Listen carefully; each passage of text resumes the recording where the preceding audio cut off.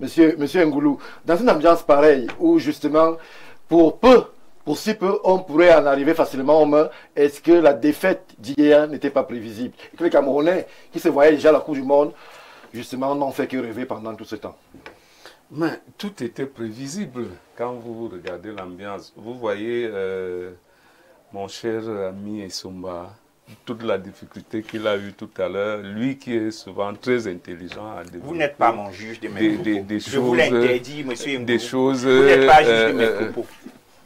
Quand je parle, je n'indexe personne sur le plateau. Je viens avec vous. Vous m'avez indexé, vous avez dit que vous avez appris... J'ai appris sur le plateau sans citer votre nom. Vous n'avez pas la parole. Non, je veux qu'on se respecte sur le plateau. Moi-même, je voudrais qu'on se respecte. Voilà. Vous n'avez pas la parole. Si vous m'indexez, je réagis. Vous n'avez pas la parole. Parce qu'il faut être élégant sur un plateau télé. Votre manière de gérer le Cameroun, comme ça, en indexant les gens à Mondovision, je la refuse. Je n'indexe personne sur le plateau. Mais vous avez quand même dit que vous êtes revenu sur ses propos. Il peut revenir sur mes propos sans citer mon nom. Ok, on s'est compris. Il faut comprendre ça. Parce qu'on n'est pas en duel. Nous sommes des amis. On s'est compris. On doit même revenir chacun sur les propos de l'autre. C'est le but du débat. Mais on se respecte. Il ne vous a pas manqué de respect, monsieur Ngoulou. Vous voyez, je vous ai dit au départ que je n'aime pas faire ces débats parce que c'est beaucoup de passion. Vous voyez comment... Vous voyez, c'est tout ça qui fait qu'on n'arrive donc pas à s'entendre. Parce que des gens pensent avoir des camps. Oui. Ils pensent avoir des objectifs à défendre ou à atteindre. Est-ce que vous observez ces images que la réalisation nous a proposé, est-ce que justement l'ambiance ne devait pas amener en ce moment-là, elle ne date pas d'aujourd'hui ces images, est-ce qu'à ce moment-là, il ne fallait pas prendre des décisions brutales? Justement, c'est ce qu'il aurait fallu faire. Mais malheureusement, on a laissé pourrir la situation. Parce que je vous ai dit au départ qu'un camp évoquait des textes qui existent. Oui. Et que mon copanéliste est revenu abondamment sur ces textes qui existent. Et il a bien fait d'analyser comment les uns et les autres, par rapport à un discours prononcé, ont pris ça comme un cache-sexe pour empiéter dans les compétences et les missions des autres. Vous avez quand même vu, parce que vous interrogez l'échec, mais monsieur Mbarga, quand on gagne, je ne sais pas, je crois c'est l'Angola, vous voyez tout un ministre de la République qui prend du champagne, il dit boire à l'honneur de Mac Brice. À la gloire de Mac Brice. La gloire, et c'est un intellectuel, ce n'est pas quelqu'un qui utilise les mots au hasard, c'est un intellectuel. Il vous dit qu'il boit à la gloire de Mac Brice. Le coach qui qualifie les Lions. Mon Dieu. Le coach qui qualifie les Lions. À la gloire des Lions. Mais c'est le coach qui qualifie les Lions. Pour une canne. Vous voyez, pourquoi lorsque c'est mauvais, on a éliminé les Lions, tout le monde demande à limoger Mac Brice. Quand c'est bon, on ne veut pas les célébrer, mais vous voulez quoi à la fin, Stéphane? On élimine les Lions, il faut les limoger. Les Lions sont qualifiés, il ne faut pas les célébrer. Monsieur la parole. Parler d'élégance. Moi, je l'ai attentivement. Allez-y, monsieur. Quelqu'un se met donc à boire, il dit qu'il boit à la gloire de Mac Brice. Oui. Ça veut dire 2 ou 3 choses. Il a mis les joueurs qui sont les acteurs hors jeu.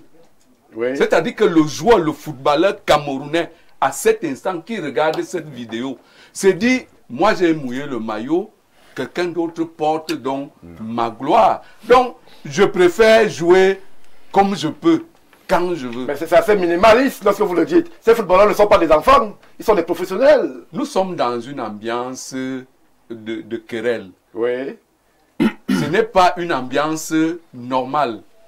Parce que quand on vient se reprocher les défaites aujourd'hui là, c'est le voyage où les gens voyagent pendant je ne sais pas combien en Afrique de du Sud temps, contre les Swatini. En Afrique du Sud pour aller jouer un match le lendemain.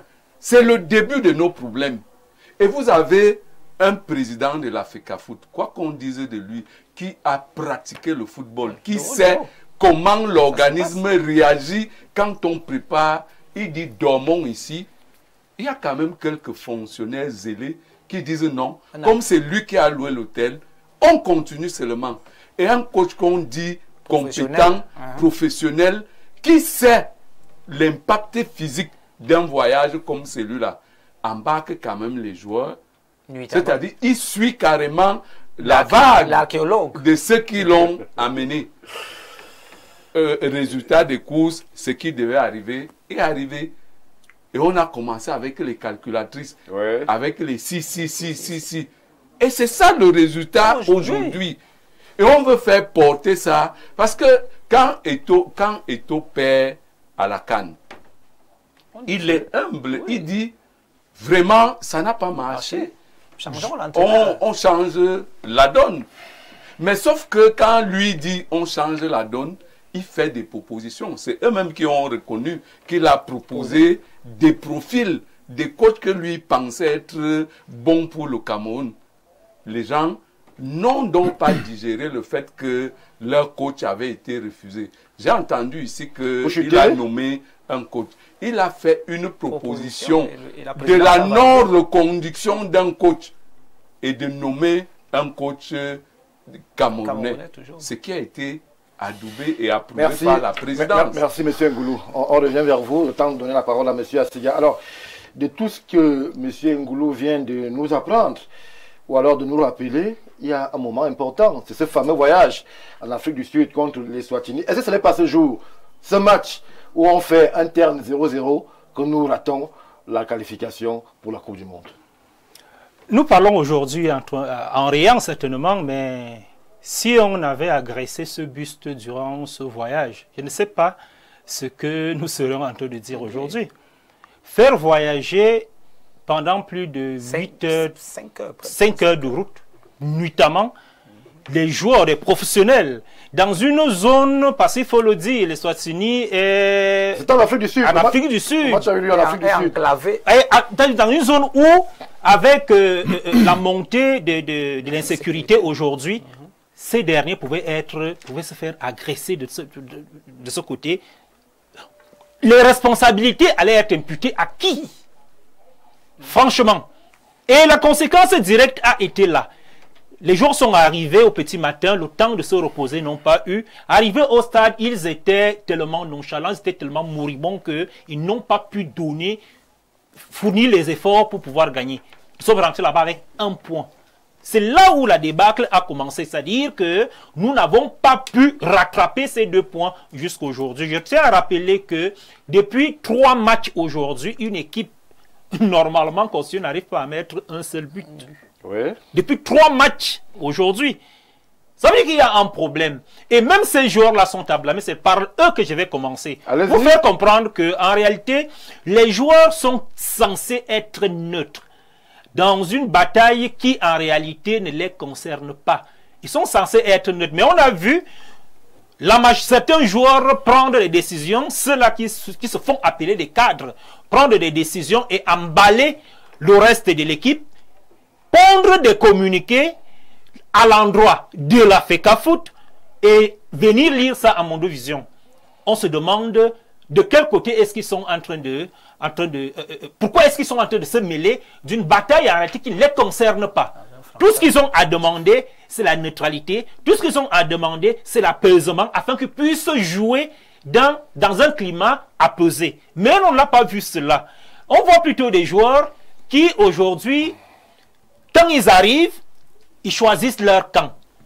Quand ils arrivent, ils choisissent où ils vont dormir. Oui. Quand ils arrivent, ils choisissent qui saluer. Quand ils arrivent, ainsi de suite. C'est un climat d'abord au sein de la tanière qui n'augurait pas des lendemains meilleurs et qui n'augure même pas jusqu'à aujourd'hui une bonne sérénité lors de la CAN. Et je reviens donc effectivement sur ces joueurs pour dire que quand vous regardez la qualité de joueurs que nous avons, ça montre d'abord l'échec dans le système sportif footballistique aujourd'hui au Cameroun. Oui. Nous sommes obligés aujourd'hui, l'équipe nationale aujourd'hui est composée de qui? Des binationaux qui ne connaissent même pas le Cameroun à plus de 70%. Que devient la direction technique nationale, la DTN? Que devient l'Académie du football que le président Poulbiya avait créé? Arrêtons-nous même au niveau de la DTN. La direction technique nationale qui est censée concevoir, penser le football et soumettre cela à l'appréciation des responsables de football, qu'est-ce qu'on voit aujourd'hui? Qu'est-ce qu'ils nous ont proposé depuis qu'on a créé cette direction? Nullement. lorsque un coach arrive, oui, c'est vrai, on peut reprocher même Marc Brice aujourd'hui. Quels sont les objectifs à atteindre qu'on a demandé à Marc Brice? Est-ce que quelqu'un peut nous dire aujourd'hui ce qu'on attend de Marc Brice réellement? Est-ce que quelqu'un peut nous dire? Il est donc libre de nous produire tout ce qu'il est en train de nous produire aujourd'hui, parce qu'en réalité, on ne lui a pas signé les objectifs. Moi, j'ai vu quand... minimalement, on pouvait minimalement, dire que très bien. Il avait pour objectif de nous qualifier pour la Coupe du Monde. Dans son contrat, il y a ça dedans. Il faut qu'on le chasse même pas. Ceux qui l'ont amené... Voilà. Parce que c'est à partir de là. Et s'il n'arrivait pas à nous qualifier, qu'est-ce qui en venait? On n'en sait rien, parce que ce contrat même, on ne le voit pas. À partir de cet instant, on se dit, il y a un véritable problème. Est-ce que c'est lorsque le coach arrive qu'on lui a signé les objectifs, ou qui sont même d'ailleurs des objectifs ponctuels qu'on lui demande, dans un environnement où le sport, le football est déjà en état de délabrement avancé, mais vous prenez un coach sérieux qui arrive, un coach sérieux même n'entrerait pas dans une telle épicerie dire que venir entraîner les Lions est indomptable. Parce qu'en réalité, quand vous arrivez, si vous avez vraiment l'âme du football et que vous êtes professionnel, vous imposez effectivement un certain nombre de choses à ton employeur pour lui dire que voilà comment est-ce que je voudrais travailler. Voilà mon agenda, comment est-ce que je voudrais travailler. Si vous me mettez dans ces conditions, alors je travaille. Vous voyez votre Belge là en train de demander cela à ceux qui l'ont recruté? Non. Tout simplement parce que le milieu footballistique camerounais d'abord est tellement entaché de beaucoup d'irrégularités. Oui. On pourrait arriver à imposer à un coach et lui dire, nous avons un championnat local, il y aura un quota des joueurs locaux que vous êtes tenu d'appeler à chaque fois que vous faites un regroupement. La compétence de la direction technique nationale. Je suis en train de mélanger donc pour montrer effectivement les égarements de cette direction technique nationale et du football camerounais en général. Vous avez, depuis que ce type est arrivé, il a utilisé combien de joueurs du championnat local? Il reste d'abord ici. C'est pour dire que notre championnat en réalité ne vaut rien. Et pourquoi notre championnat ne vaut rien? Et pour que nous puissions revaloriser notre championnat, qu'est-ce qu'il faut faire? Je rappelle ici que l'équipe nationale du Cameroun est une vitrine. Oui. Où effectivement, nous ne faisons que la promotion des joueurs qui jouent dans d'autres championnats, même pas un seul joueur. Si vous aviez aligné un joueur de Colombe sportif de Sambelima, est-ce que ce n'est pas le Cameroun qui serait davantage représenté?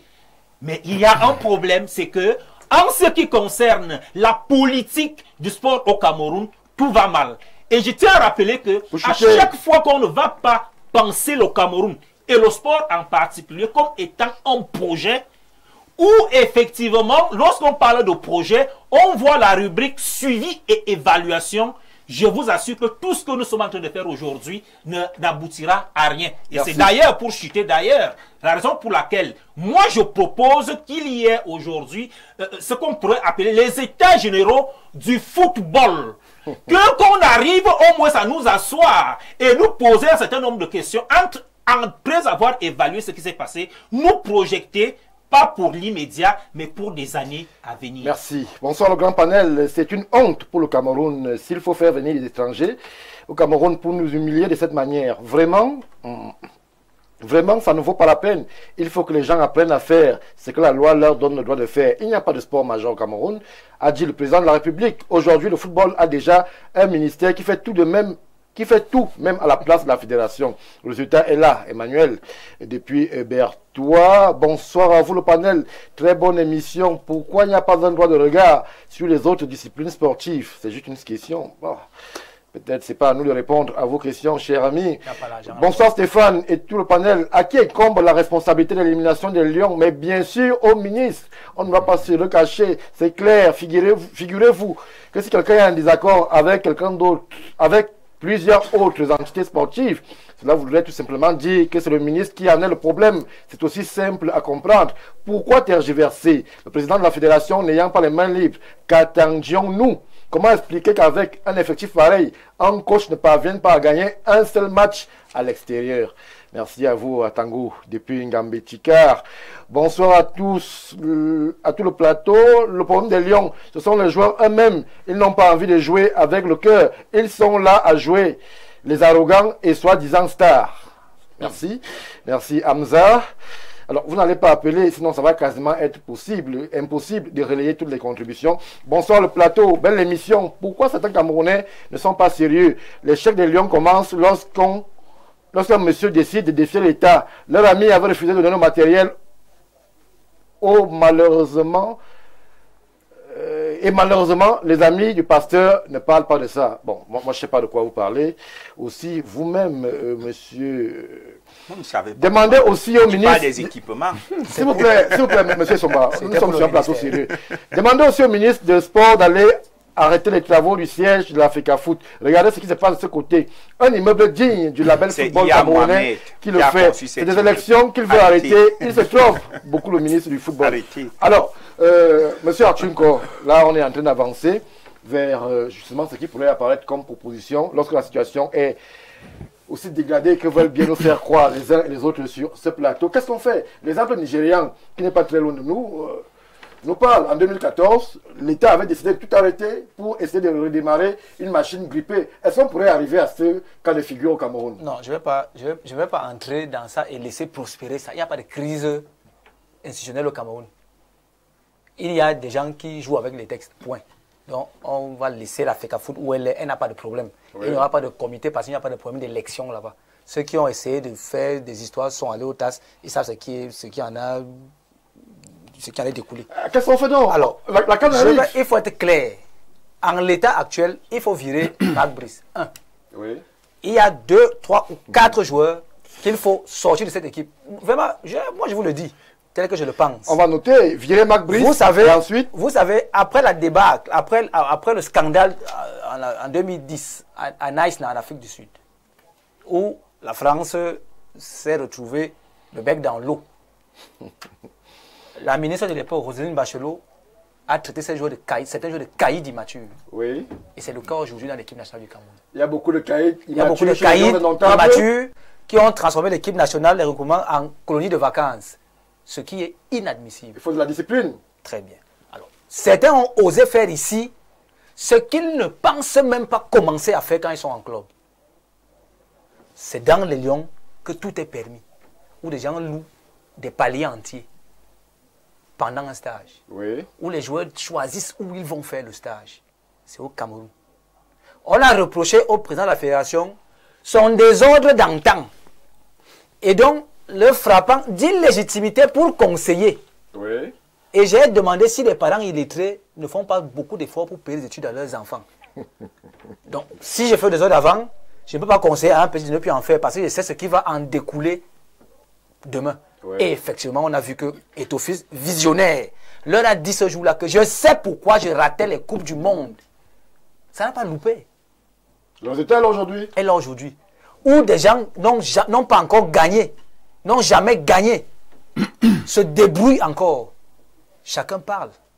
On a vu des petits arriver motivés, détruits par la compagnie de certains caïds immatures. Je te parle de Baleba, je n'ai pas peur de quelqu'un, il ne me nourrit pas. Alors, Baleba est arrivé avec une certaine énergie. Oui. Il a, entre guillemets, changé de camp, s'est fait enrôler par ceux qui lisent les discours à 23 heures dans un français approximatif. Et aujourd'hui, le niveau a régressé. Voilà où on en est aujourd'hui. Il faut le dire. Oui. Le ministre a sa part, l'Africa Foot a sa part, mais il faut à un moment donné qu'on dise aussi que nous avons des joueurs moyens, ce qu'on appelle en langage camerounais des mouilleurs. Il y a des mouilleurs dedans. La faute à qui? Comment est-ce qu'un mouilleur fait pour justement, se retrouver parmi les lions d'un on revient donc. Qui devrait être le top du top? La faute donc à Obayam Salam, en chef, Marc Brice, qui n'a aucun pouvoir sur personne, qui fait ce qu'on lui demande de faire. Parce que ceux qui l'ont amené lui ont dit que je vais être trivial, pour énerver le président de la fédération, convoque tel joueur. Conséquence, hier, Marc Brice a inventé un système qui n'existe nulle part au monde. Il y avait 4 couloirs, c'est-à-dire à gauche, Ngamale, Mbemo, à droite, Nkoudou, Bassogok, à l'axe, Ongla. C'est la première fois que je vois depuis que je suis né. Donc voilà un type qui a confondu l'équipe nationale avec un club. Vous avez vu la vidéo tout à l'heure. Oui. Dans aucun pays au monde, ce type ne continue ce travail. Il s'en va. Timothée a fort opportunément, même en viciant quand même l'exemple, pris le cas de Noël Le Graët, qui est parti, pas pour avoir insulté Zidane, ce fut le prétexte. Parce qu'il avait déjà des casseroles de prédateurs sexuels et on cherchait le moyen de le mettre dehors. Mais comme justement dans les pays sérieux, on sait qu'il est élu et c'est une association privée, l'État a attendu que lui fasse une erreur qui n'a rien à voir avec le foot. C'est-à-dire qu'il a commis un délit qui était passible de poursuite et on a porté dessus pour le mettre dehors. Or, au Cameroun, on veut que pour rien, qu'un type qui est élu, qui a un mandat, qui même s'il se trompait, n'avait pas besoin de l'aide du ministère pour se tromper davantage, le ministère s'est mis dedans. Aujourd'hui, il y a 2 responsables, alors qu'avant, il était seul responsable de ses échecs. Aujourd'hui, le ministère est là. Qu'est-ce que le ministère venait chercher dedans? Mais laissez-le finir, vous le mettez devant les faits accomplis. S'il n'est pas bon, encore qu'on ne désigne pas les gens là-bas, il est élu. On vote là-bas. Donc, si les gens ne sont pas d'accord avec Eto'o-Fils, vous ne le votez plus. Ou alors il y a la mise sous tutelle. Mais que le ministère, donc, qui est apparemment très courageux, prenne donc son courage et mette la fédération sous tutelle. Merci, merci Arthur Nkoro.